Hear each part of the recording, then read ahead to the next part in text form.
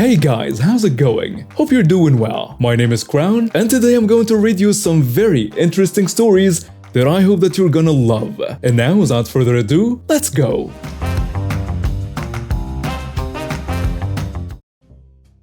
I was sitting on my front step playing with my kitten. His name is Jack. To start, Jack is super attached to me. His mother was a stray and gave birth in a shed at the corner of our neighbor's property. Within a day, she had moved her litter somewhere else. Not uncommon for cats, but she left a runt of the litter behind. Fortunately, I have a lot of experience with kittens, so I ended up raising him. To him, I am mom, and while he likes to be petted by others, he does not want to be picked up by anyone else. And then, a little girl, maybe 6 or so, stops on the sidewalk with her mother and asks to pet the kitten. I say, sure, just be gentle and don't try to pick him up. The kid is delighted and very gently gives him little scratches, and he loves the extra attention. She says thanks, goes back to her mother, and that's when the trouble started. Mommy, can I have a kitten? Can I?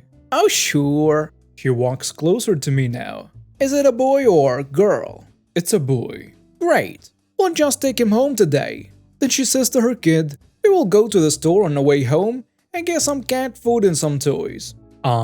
You can't have my cat. The entitled mother goes from normal to pissed in a heartbeat. You said she could have it. You can't change your mind like that. I immediately know this isn't good.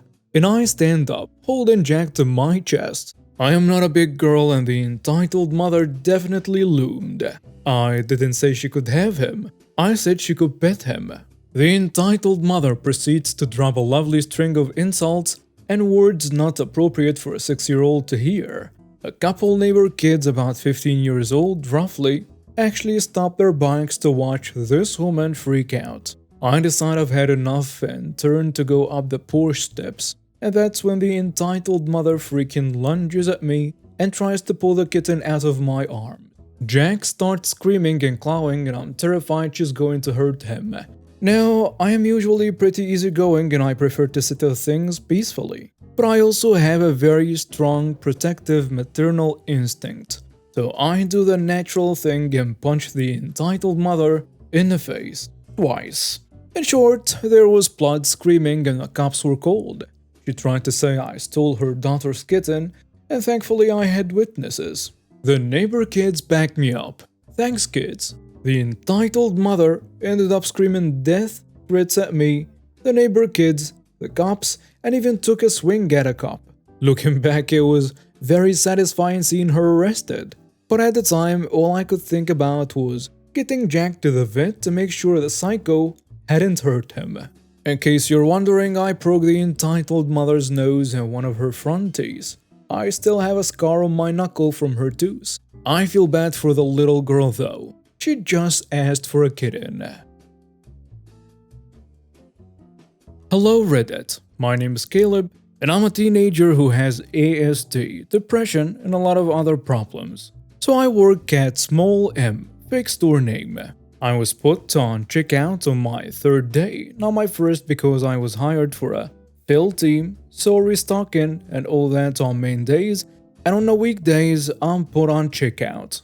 So I was overall ready to be on checkout, but there were some parts where I got stuck sometimes.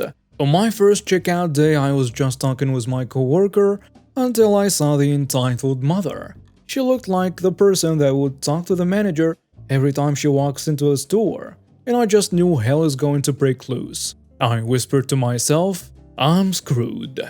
Hello, how are you today? She cuts me off. Get on with it. I need to be somewhere. I don't have time for your introduction and all that nonsense. Okay, I was just saying hello. Shut up.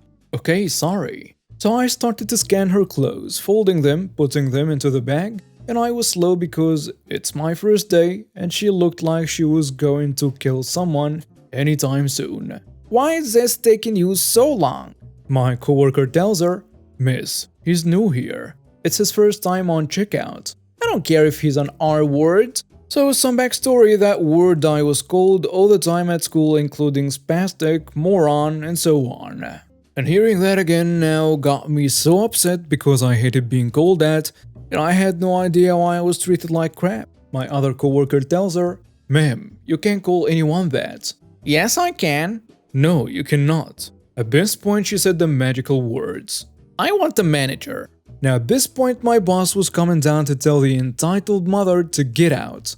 He tells her, "I'm the manager here. This pervert tried to touch me," pointing at me. "What? No, I was trying to..." "Shut up," the manager says.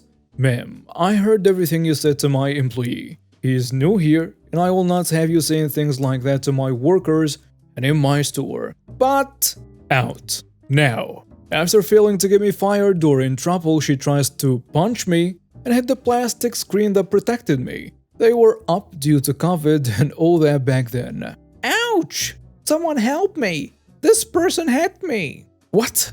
I didn't do anything. You just tried to hit me." "What? How dare you, liar!" The security guard tells her. "Ma'am, come with me." "What? No! This R-word hit me." "No, he didn't." "Yes, he did." At this point, me and my coworkers were just flabbergasted of what kind of person from hell was just unleashed. And as the entitled mother was fighting with the security guard, a cop walks in. See this commotion. "What is going on here?" "That kid insulted me. Arrest him immediately." The security guard says, "That's not what happened. She was trying to hit him, and he points at me." "Lies." The manager adds, "We have cameras." And a police officer asks him, "Would you mind showing me?" The entitled mother turns pale then red and tries to punch me again, then tries to spit after the police tries to stop her, and they take her to the ground. "You are under arrest for trying to assault a minor." "Let go of me! That R-word tried to hit me first." "Miss, if you do not stop resisting, I have to charge you with resisting arrest." But she doesn't stop. So the cop had someone else to come over to help arrest her. After the other cop comes to help arresting her, she tries to fight the police by using her head looking like a fish out of water and managed to hit one of those cops. That's it. You are under arrest for having assaulted a minor, assaulted a police officer, resisted arrest and tried to escape. The manager tells me, "I am so sorry you had to go through that customer on your first day at checkout." I tell him it's okay. My face said otherwise though, to be honest. I was so tired. Manager tells me, "Take the rest of the day off." Oh, okay, thanks a lot. So yeah, that was one hell of a shift. I was working a job that had me operating in one of our offices overseas. We would have business expenses, and those receipts would be in the language of the country we were in, obviously. Those expenses were for things like printer ink, office equipment, cleaning services, marketing costs, all pretty standard stuff. Well, around this time we got a new VP over our region who worked out of head office in LA. This VP came up with this brilliant idea to hire a translator to translate all of the receipts to make sure we weren't sneaking in bullcrap. Fair enough. However, the issue that arose was that we had to send our expenses to the translator who would translate the receipt, then submit for reimbursement. Problem was, this translator was a real Karen type. She would demand better scans of the receipts. Oftentimes, after we had already thrown it away, she would argue if we really got the best deal on whatever we bought. I remember in one transaction on about $200 of ink cartridges, she asked me why I didn't order online from this common website, to which I said they were out of stock at the time, and we needed the ink so we bought from a local store, to which I said, "It is none of your concern. Your job is to translate the receipt." To which she said, "If I want her to submit my expenses, I need to be nice to her." To which I said, "She needs to learn her place. She's a translator, not a VP that gets to instruct me what to do." After this encounter, she started being extra anal with my expenses. So one day I came in the office early to call her and try to work things out. She basically told me that I screwed up by pissing her off, and she expected my expense reports to be perfect or she wouldn't submit them unless they were. I told her if she keeps this up, she won't have a job much longer. She laughed and wished me well and hung up.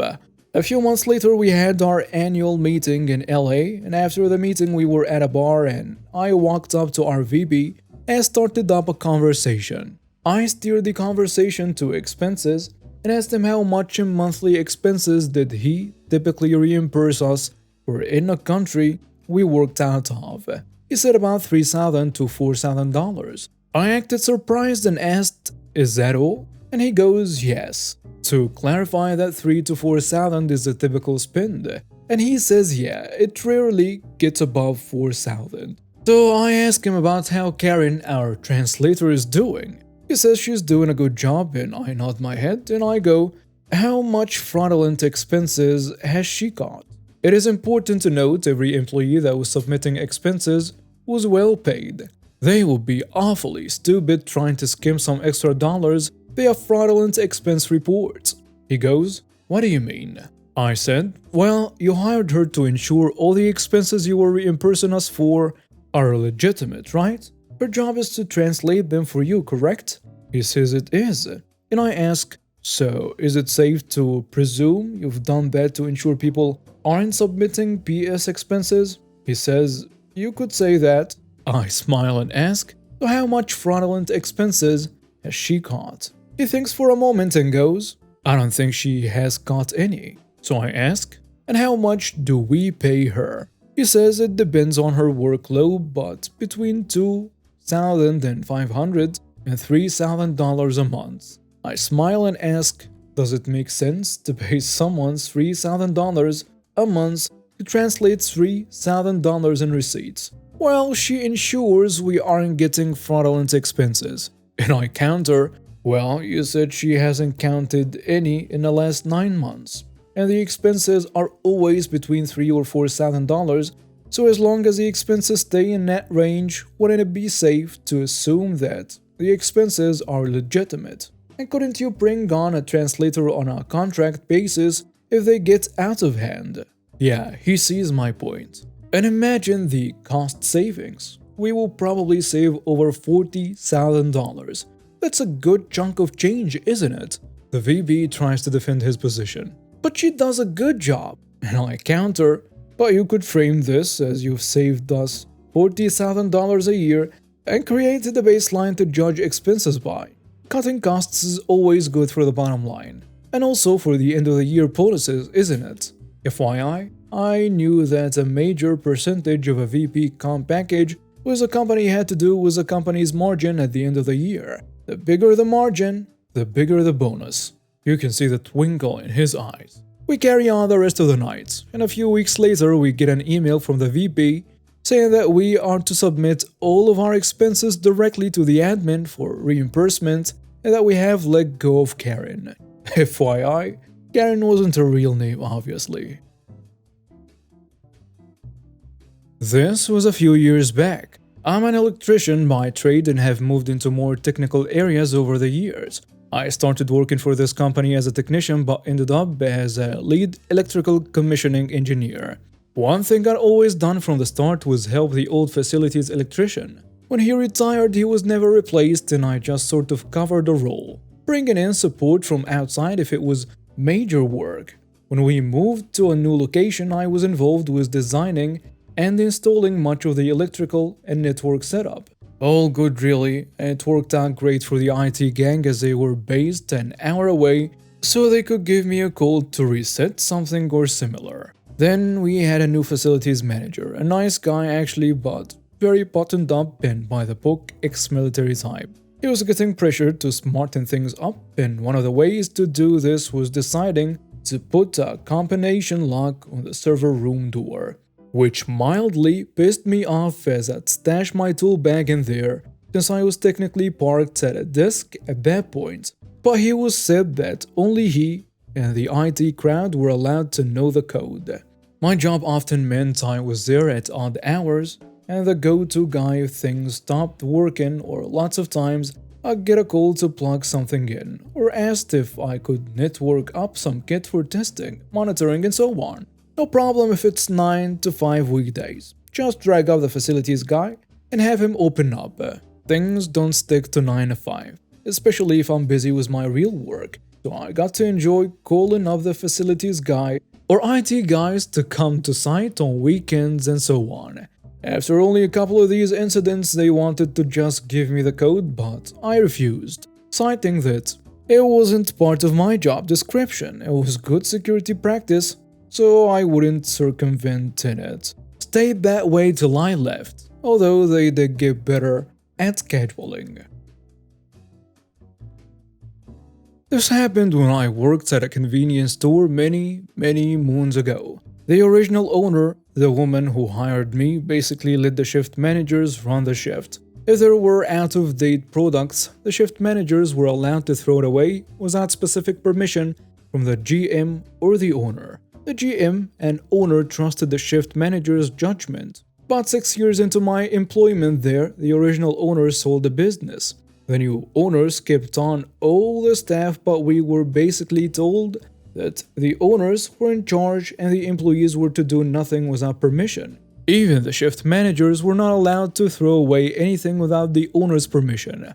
The new owners were notorious for recycling old, outdated food. It was disgusting. If there were outdated sandwiches, they made the employees take the deli meat off the stale/soggy roll, put it on a fresh roll with fresh lettuce and tomato, and put it back out for sale. The same with outdated canned foods and such. They would make the employees cook the outdated canned food for the hot food bar. It didn't take too long for them to decide that I was throwing away too many products, basically because I absolutely refused to recycle the sandwiches. I was told that I was not to throw anything away without consulting one of the owners first. Enter malicious compliance. I got a box and put everything in it that I was going to throw away for the entire shift. If I swept the floor, I dumped the floor sweepings into the box. Customers didn't want the receipts in a box. Bank wrappers from the $1 bills in a box. Remnants from my dinner in a box. Every last paper towel I used to wipe down the counters. If I was chewing a piece of gum, yeah, you guessed it. Everything went in a box. And I marked the box, do not throw this stuff away before the owner looks at it. After the first night of doing that, I was told not to do it again. I kept right on doing it. After about a week, the owner threw away my box, gave me a specific list of things I wasn't allowed to throw away, and told me to stop being witty if I intended to keep my job. I didn't work for them long. They were selling illegal products that could have resulted in a staff getting arrested. Before I quit, I did get the chance to tell the owner that she needed to stop being expletive toward everyone and that she and her husband needed to quit being shady. And now we have reached the end of today's stories. Thank you for watching and see you next time.